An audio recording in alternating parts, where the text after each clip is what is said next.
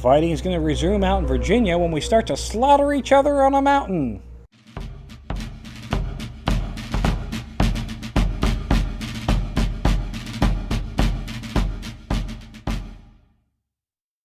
Hello and welcome to Civil War in Hindsight. I'm Lieutenant Tommy. With me, as always, is Prospector Johnny. And Johnny, we got kind of an eventful week this week in comparison to what we've had dealing. The war is not over.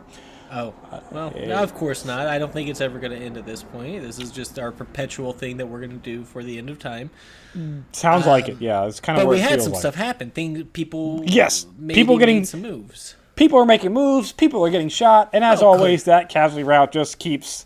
It just keeps going. The U.S. Postal Service, with their letters home to parents, continues to be prosperous. That's fantastic. I'm glad that we can fund this important part of the United States government. Well, Johnny, the week is going to begin on the 8th of August here with another day of skirmishing. We have fighting at Panther Creek, Stockton, Missouri, and fighting over in Virginia at Madison Courthouse. So fighting, and everywhere, several different fields.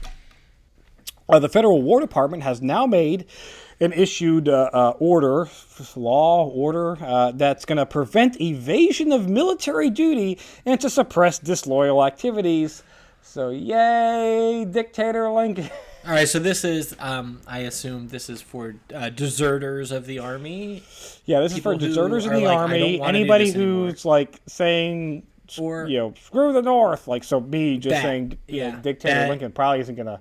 Right there. Probably should edit that part of this is going out. To get you arrested. Bleep that. Yeah, go ahead and bleep that. Might get you arrested. And we did talk about Lincoln wanting to issue that draft for 300,000 men. Anybody who's attempting to dodge that will get arrested. Although that's odd because we've had a lot of over the last week we had a lot of war rallies where it seems like that 300,000 men has. We raised that without a draft, but But we're going to continue to. We'll just go ahead and, even though, we'll just continue to have that. Yeah, continue to have that bit in there, and if you don't want to do that, well, you'll go to jail. Because the same day this order is given, we're not jailing enough Southern sympathizers, folks who have surrendered, or Southern sympathizers, or journalists. Yeah, there's a lot of that going on. Saying bad things about Lincoln. We don't have enough people in jail, so we'll just go ahead and jail you if you think a bad thought about the Union. And the same day that this order goes into effect, today, on the 8th, already people getting arrested for it because several people were arrested in Baltimore on suspicion of dodging the potential draft. Again, a draft, mind you, that hasn't actually officially been implemented yet. How could you dodge a potential draft? Because you said, I'm not going to get drafted, I'm leaving the city. Good news here is, by arrested, I mean, they weren't really arrested. They were just told, you can't leave the city, so we're going to monitor you and make sure you don't leave the city. That sounds like if we do issue a draft, you could potentially... But again, it's okay, not... Okay, all right. No, I get it. This is totally a good analogy. So, I'm not going to own cows. Right? Don't want to. But I'm going to build a fence. I'm going to put them inside of it, and I'm not going to let them out of it. That's pretty much... I don't own them. They're not mine. Whatever. They can do whatever they want, except for leave that area. They're totally free inside of that area. You got it, Johnny. A busy day here, though, as in Huntsville, Alabama, several Confederate guerrillas have fired onto multiple trains. Could the Confederates have trained guerrillas? We went over this last week, Johnny. Damn it's Gur versus Go. These aren't the things still that are not, in Africa. Okay, but these are not members of the Confederate Army. No, these are just why wouldn't they just join the Confederate Army? Questions that I can't answer for you, Johnny. I don't know. What are you doing here? These are random guys who are like, screw the North, and they take pot shots at a train that's driving by. I'll bet that does a whole lot of damage to the train. And in response, the federal authorities in Alabama, buckle up because this isn't great. They arrest multiple church leaders that are associated with secessionist ideology. Wait, we're Alabama, right? Yeah.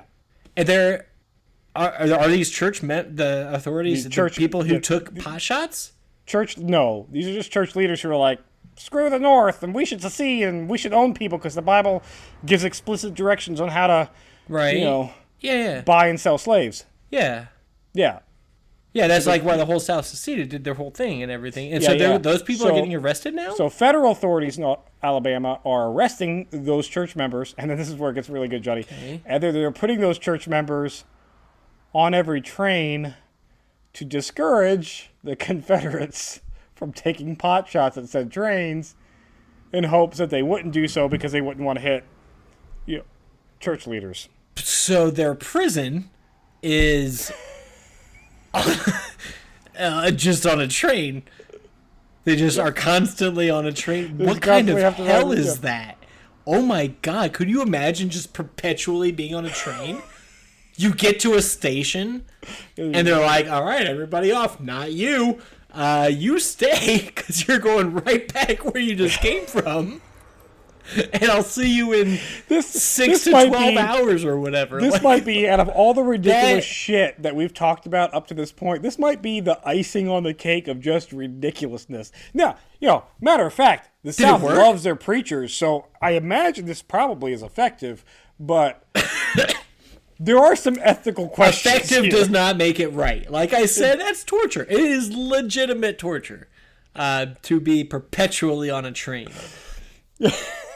But they just did. They're just that's what we're gonna use them for. They are not prisoners, just pawns in our. They're shields, basically. Human shields. You don't know where they're gonna be sitting on that train, South. So don't take pot just shots out of shoot over there. randomly at a train and hope to hit somebody.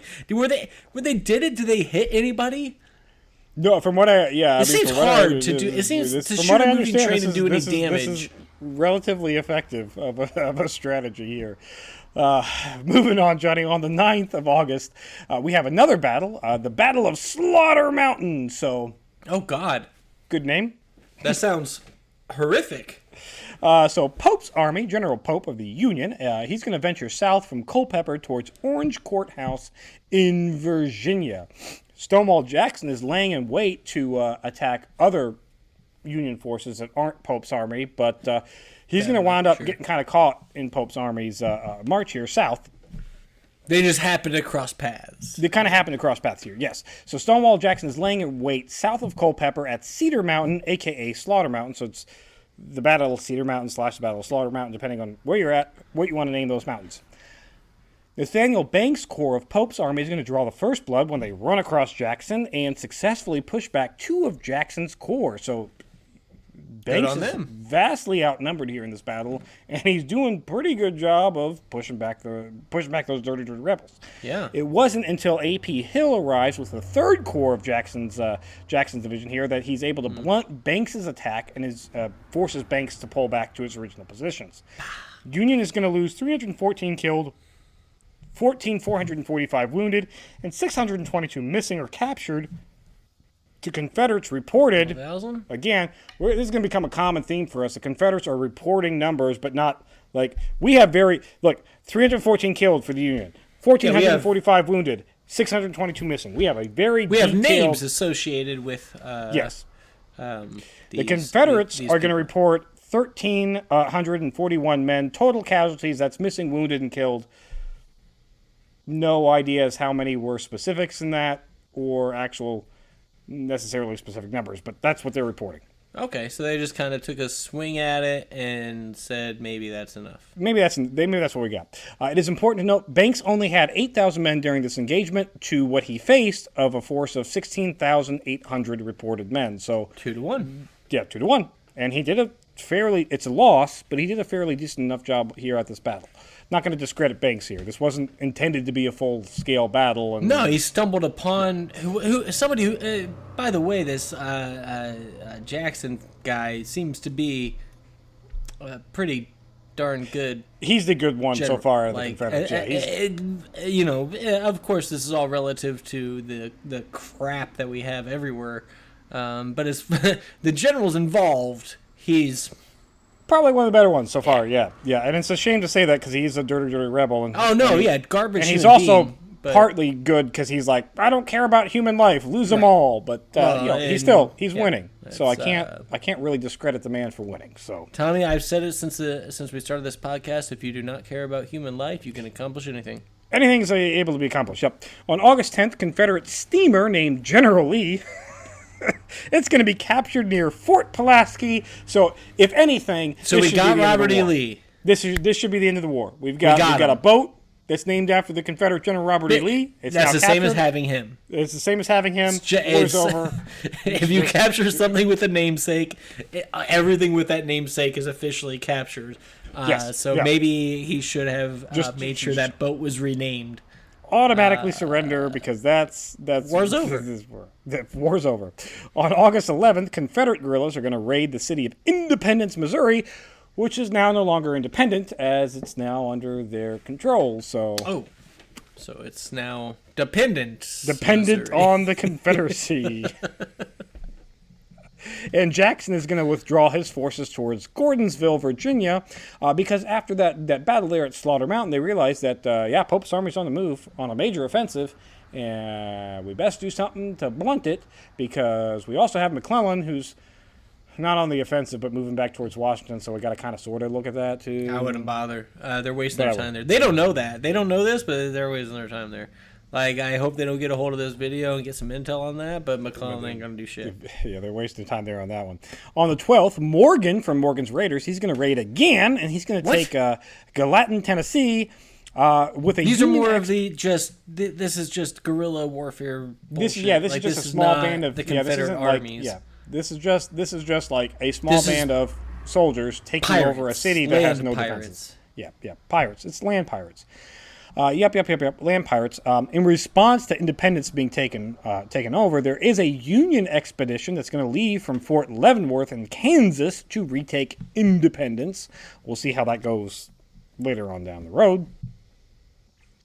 And also on the 12th, Confederates will lose 3 more vessels here when the Breaker is captured in Arkansas Pass, and the Elma and Hannah are going to be burned and scuttled to avoid capture. So total right now this week, Confederates have lost 4 steamers. Yeah, that's supplies they can't afford to lose. That's transport they can't afford to lose. That's not great for them. I mean, really, at this point, they can't afford to lose anything. They are 4 vessels.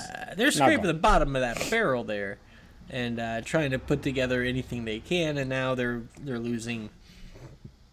Basically, supply trains, boats, whatever. But that's the chain of supply. They're losing that. Fastest way to get fastest way to get anything anywhere right now is boats and trains. And if you're losing boats or trains, not a great look for you. That's a bad day. It's a bad day. The 13th of August, we're going to see Lee move his army up to meet Stonewall near Gordonsville. So we've got Lee kind of taking up defensive positions here. While 2 federal steamers, the West Point and George Peabody, on the Potomac, they're going to run into each other, Johnny. What? Yeah, communication gets crossed. And run into each other. And somehow the communication to one was turned left and the other was turned right, and then they collided. And they both sank. Yeah. On a river? Yeah, on the Potomac, and we're going to lose 73 men. Most of which were like wounded soldiers from Burnside's command. Am I dumb, or does it just seem to me like, first of all, don't maybe, take 2 boats side by side down the river, and then also, if you're gonna, a river's a set path, just follow it. Maybe. Yeah. Well, they don't. Don't try to do shit. Just follow the river. But then they just hit each other, and then now we're out. We're out 2 boats too. Yeah, we sure are. And men. Yeah, 73. 73. Golly. It's not great. Not great, Johnny. But this week is going to end on the 14th, Johnny, with I don't know how to take this. A very random request from Abraham Lincoln, our fair dictator leader. He is requesting something of the people? He's going to request that Congress work to establish a colony in Central America for free former slaves. So we have enough free men of color. I'm sorry, what? And he doesn't want them, I guess doesn't want them in the United States. Why? I don't know. And so his suggestion here is that we buy land with our tax dollars in Central America and move them there. Now, all right, okay. Counter proposal. There's still plenty of land in the north that is not settled. The current north. Yeah, we got some territories that aren't even states yet. And on top of that, we have all the territories out west that we could just divvy up and give them land on. No, he wants to move them to South America. But he wants to create basically. It sounds a bit like a prisoner of war type colony. Is what it seems like. I know they're not prisoner of wars; they're freed slaves. But when you force them all to go to an island, and just it doesn't have to be an island. Somewhere in South America, Johnny. It could be like like St. Thomas, maybe Brazil. Like this is what? Just why? America's great big. Why not just give them some land in like Illinois or some shit? Like, are you telling me Illinois is all filled up with people? They don't have room for more folks. That's why I said it's a very weird. Like, what's he doing? God, what request from Lincoln? This is. Okay, I'm starting to believe that this war isn't taking place to free the slaves because it sounds like President Lincoln doesn't give a shit about them. We'll see what happens next week, Johnny. That's it for this week in Civil War in Hindsight. If you enjoy Civil War in Hindsight, check out Historic Hindsight. We talk about all kinds of fun things, like how a Confederate female slave got out of getting arrested multiple times by batting her eyelashes at Union soldiers, or how the Battle of Plevna led to all of Europe thinking that repeating rifles were a good idea.